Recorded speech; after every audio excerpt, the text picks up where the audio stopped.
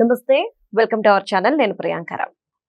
India today ఒక survey ఇచ్చింది. ఈ నివేదిక చూసిన తర్వాత ప్రతి ఒక్కరికి ఒక సందేహం ఏర్పడుతుంది.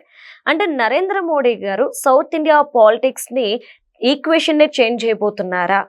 అంటే ఒకవేళ చేంజ్ చేస్తే ఎలా చేంజ్ చేయబోతున్నారు? దీని వెనుకున్న రహస్యం ఏంటి? దీని వల్ల వచ్చే లాభాలు ఏంటి అనే ప్రశ్నలు ఉత్పన్నమవుతున్నాయి. మరి దీని గురించి ఈరోజు తెలుసుకునే ప్రయత్నం చేద్దాం. మనతో మాట్లాడడానికి సీనియర్ జర్నలిస్ట్ సిఎస్ రావు గారు ఉన్నారు. ఆయన అడిగి తెలుసుకుందాం.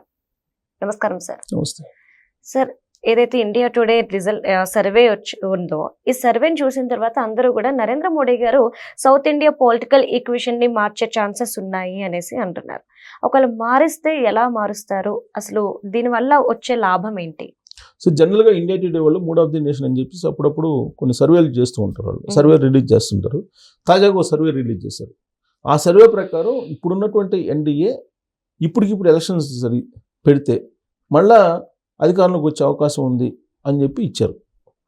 దాంతోపాటు ఇప్పుడు ఉన్నటువంటి ఎంపీల కంటే కూడా ఒక 30 నుంచి 35 స్థానాలు ఎక్కువ వచ్చే అవకాశం ఉంది కనుక కూడా ఇచ్చారు. దాంట్లో బీజేపీకి ఎక్కువ వస్తాయి, అలాగే ఎన్డీఏ భాగస్వాములకు కూడా ఎక్కువ వస్తాయి అని చెప్పి ఇచ్చారు.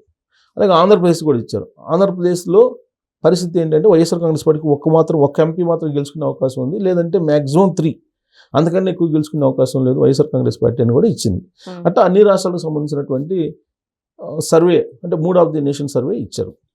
అయితే ఈ సర్వేని చూసిన తర్వాత జనరల్గా ఏంటంటే సర్వేలు నెక్స్ట్ ఎలాంటి వ్యూహాలను రచించుకోవాలి, ఎక్కడ ఎలాంటి రాజకీయ వ్యూహాలు రచించాలి అనే దాని మీద రాజకీయ పార్టీలు ఎప్పుడు కూడా కసరత్తు చేస్తూ ఉంటాయి.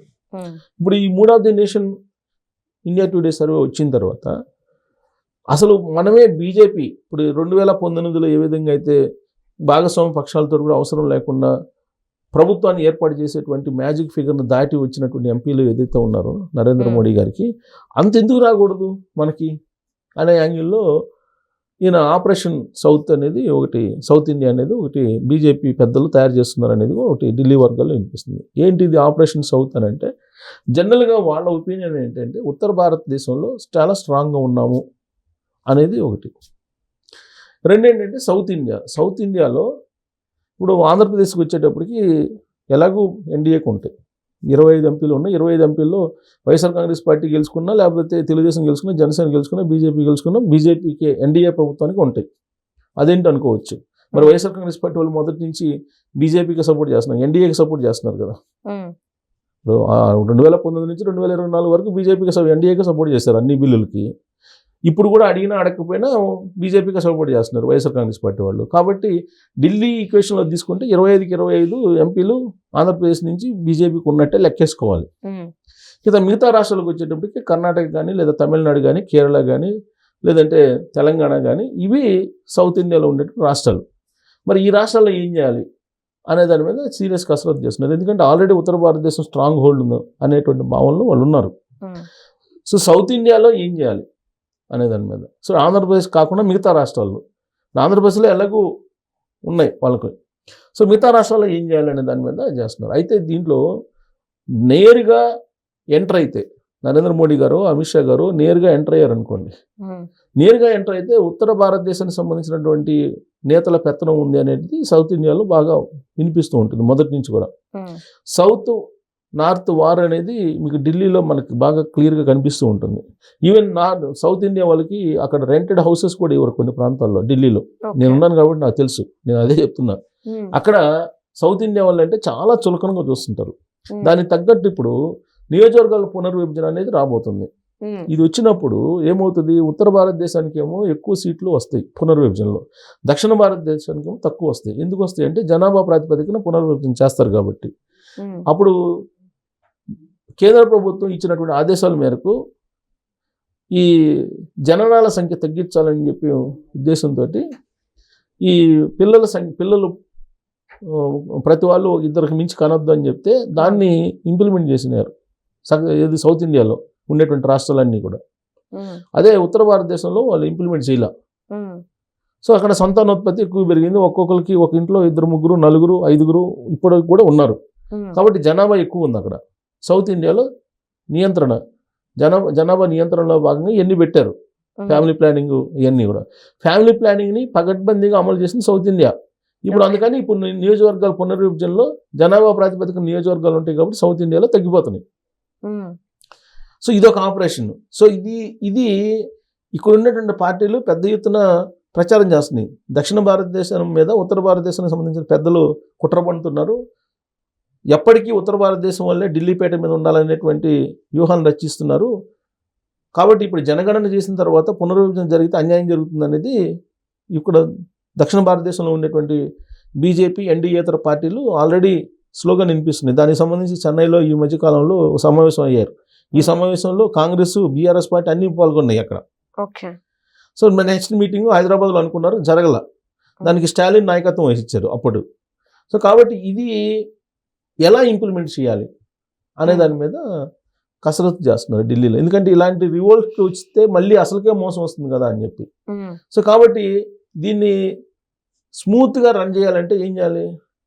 సౌత్ ఇండియాలో ఒక స్టార్ పొలిటీషియన్ కావాలి, అవును, అంతే కదా.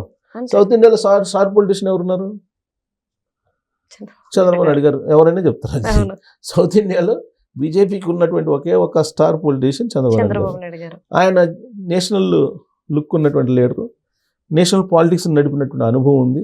ఉమ్, సో కాబట్టి ఆయన ప్రభావం తమిళనాడు మీద ఉంటుంది, ఉమ్, తెలంగాణ మీద ఉంటుంది కదా. డెఫినెట్గా అవును, తెలంగాణ ఖచ్చితంగా మీద ఉంటుంది. 100% ఉంటుంది, తమిళనాడు మీద 50% అని ఉంటుంది. ఉమ్, సో మిగతా కేరళ రాష్ట్రాలు అక్కడ కూడా ఎంతో కొంత ప్రభావం ఉంటుంది. కాబట్టి సౌత్ ఇండియాలో కర్ణాటకలో ప్రభావం ఉంటుంది, ఎలాగో సగం అవును. కర్ణాటకలో తెలుగుదేశం పార్టీ ప్రభావం ఉంటుంది. ఉమ్, కాబట్టి ఇక్కడ ఎన్డీఏ లేదంటే బీజేపీ పెద్దలు ఏవైతే అనుకున్నారో అవి చంద్రబాబు నాయుడు గారి చేత మొత్తం చేయించాలి. అంటే సౌత్ ఇండియాలో ఒక పెద్ద స్టార్ పొలిటీషియన్ ఫేస్ ఏదైనా ఉందంటే చంద్రబాబు నాయుడు గారిది. చంద్రబాబు నాయుడు గారిని ముందు పెట్టి ఉమ్, వాళ్ళ యొక్క ఆపరేషన్స్ నడపాలి అనేటువంటి ఒక ప్రయత్నం చేస్తూ ఉన్నారు. ఇది ఢిల్లీలో జరుగుతున్నటువంటి చర్చ. ఉమ్, మరి చంద్రబాబు నాయుడు గారు ఏమంటున్నారు? నియోజకవర్గాల పునర్విభజన జరిగితే దక్షిణ భారతదేశానికి అన్యాయం జరగకుండా మీరు పునర్విభజన చేయండి అని చెప్పి చెప్తున్నారు. ఉమ్, సో పునర్విభజన జరిగితే కనుక రిజల్ట్ కూడా ఇప్పుడు ఇండియా టుడే ఇచ్చిన దాని ప్రకారం ఉండకపోవచ్చు, ఉమ్, అంతే కదా.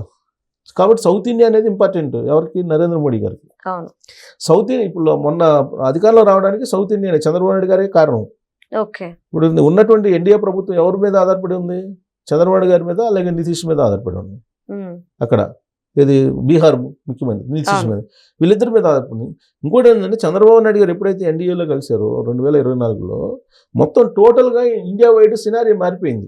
ఓకే. చంద్రబాబు నాయుడు గారు ఎప్పుడైతే ఎన్డీఏలో భాగస్వామ్యంగా అయ్యారో ఆ రోజు నుంచి మొత్తం సినారీ మారిపోయింది. ఒకవేళ చంద్రబాబు నాయుడు గారు కనుక ఆ రోజున ఎన్డీఏలో భాగస్వామ్యం కాకపోతే ఉమ్, నరేంద్ర మోడీ గారు అసలు గవర్నమెంట్ ఫామ్ చేసిన వల్ల ఫామ్ చేసే అవకాశం ఉండేదా అనేటువంటి ప్రశ్న కూడా వస్తుంది. అవును, ఎందుకంటే ఈయన ఇంపాక్ట్ దేశం మొత్తం ఉంటుంది, ఎంతో కొంత, అవును. పూర్తి కాకపోయినా ఎంతో కొంత ఉంటుంది. సౌత్ ఇండియాలో ఎక్కువ ఉంటుంది. సో కాబట్టి ఇప్పుడు ఇక్కడ 8 మంది ఎంపీలు గెలిచారు. ఎలా గెలిచారు? బీజేపీకి అంత ఉందా? తెలంగాణలో లేదు కదా. అలాగే అక్కడ గెలిచారు, లేదు ఆంధ్రప్రదేశ్లో చంద్రబాబు నాయుడు గారు లేకపోతే బీజేపీకి ఎంపీలు వస్తారా? ఉమ్, రారు కదా. సో కాబట్టి మ్యాజిక్ ఫిగర్ దగ్గరగా ఇప్పుడు గవర్నమెంట్ని ఫామ్ చేశాడు నరేంద్ర మోడీ గారు. మరి అదే చంద్రబాబు నాయుడు గారు లేకపోతే భాగస్వామ్య పక్షంలో మైనస్. ప్రభుత్వం మీద ఏర్పడిందో లేదో డౌట్. ఒకవేళ ఏర్పడినా కానీ తక్కువ మెజార్టీతో ఏర్పడినా ఎప్పుడైనా ఊడిపోయే పరిస్థితి. ఉమ్, సో కాబట్టి చంద్రబాబు నాయుడు గారు స్ట్రెంత్గా ఉన్నంత వరకు ఎన్డీఏ ఢిల్లీలో పీట మీద ఉంటుంది. Okay. India today mood of the nation చెప్పింది అది ఇండైరెక్ట్గా డైరెక్ట్గానే. సౌత్ ఇండియాలో బలోపేతం కావాలంటే చంద్రబాబు నాయుడు గారిని ఉంది. ఇప్పుడు north Right. India, south India ఈ రెండింటిని సమన్వయం చేసుకుంటే తప్ప వాళ్ళు అనుకున్నటువంటి కాంగ్రెస్ ముక్త భారత్ ఏదైతే ఉందో అది సాధ్యం కాదు. రైట్. సో చంద్రబాబు నాయుడు గారిని ఒక హీరోగా దక్షిణ భారతదేశంలో చూపించాలి అనేటువంటిది ఒకటి జరుగుతుంది. అందుకే ఈ మధ్యకాలంలో మాకు టెక్ గురు అంటున్నాడు నరేంద్ర మోడీ గారు, ఎవరిని? చంద్రబాబు నాయుడు గారిని. ఉమ్, తర్వాత ఆంధ్రప్రదేశ్ అభివృద్ధి గురించి నిర్మలా సీతారామన్ గారు నేను బడ్జెట్ సమావేశాల సందర్భంగా ఏమన్నారు? టాప్ 1లో ఉంది ఆంధ్రప్రదేశ్ అని చెప్పాను. అవునా? అవును, సో ఇవన్నీ. ఇంకోటి ఢిల్లీ తరహా అభివృద్ధి అక్కడ జరుగుతుంది. గ్రీన్ రాజధాని ఏర్పడుతుంది, గ్రీన్ ఫీల్డ్ రాజధాని ఏర్పడుతుంది, ఉమ్, అద్భుతమైన రాజధాని, కొత్త రాజధాని ఏర్పడుతుంది. అక్కడికి అన్ని రకాల సౌకర్యాలు, వెసులుబాట్లు ఉన్నాయి, ఇవన్నీ చెప్తున్నారు. Plus Google AI data centre వచ్చింది. ఎందుకు వచ్చింది? కేంద్ర ప్రభుత్వం అనుమతి లేకుండా ఈ గూగుల్ ఏఐ సెంటర్ రాదు కదా.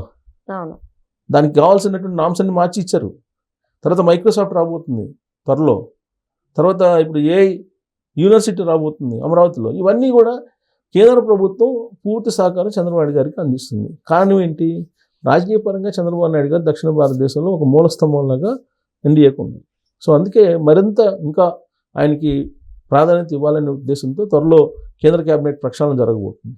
దాంట్లో తెలుగుదేశం పార్టీకి ప్రాధాన్యత ఇస్తూ ఇంకొక మంత్రి పదవి కూడా ఇచ్చేటువంటి అవకాశం ఉందని చెప్పి కూడా తెలుస్తుంది. రైట్. సో దాంతోపాటు రాజ్యసభ 4 రాజ్యసభ ఖాళీ అవుతున్నాయి.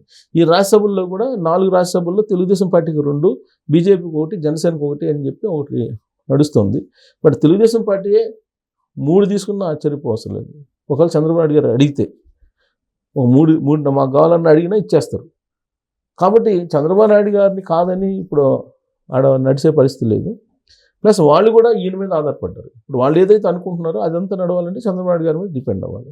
సో కాబట్టి సౌత్ హీరోగా చంద్రబాబు నాయుడు గారిని ఫోకస్ చేయడానికి రాబోయేటువంటి సమీప భవిష్యత్తులో ఏప్రిల్లో తమిళనాడు ఎలక్షన్స్, కేరళ ఎలక్షన్స్, పశ్చిమ బెంగాల్ ఎలక్షన్లు, అస్సాం ఎలక్షన్స్, పాండిచ్చేరి ఎలక్షన్స్ ఈ 5 రాష్ట్రాలు జరగబోతున్నాయి. ఈ 5 రాష్ట్రాల్లో పశ్చిమ బెంగాల్ తప్ప మిగతా చోట్ల ఈయన ప్రభావం ఉంటుంది. పశ్చిమ బెంగాల్ ఇండైరెక్ట్గా ఉంటుంది, ఇక్కడ డైరెక్ట్గా ఉంటుంది చంద్రబాబు గారి యొక్క ప్రభావం. సో ఈ 5 రాష్ట్రాల ఎలక్షన్లకు సంబంధించి ఈయన్ని క్యాంపెయిన్ పంపించినా కానీ ఆశ్చర్యపోవసరం. Right. Thank you so much sir.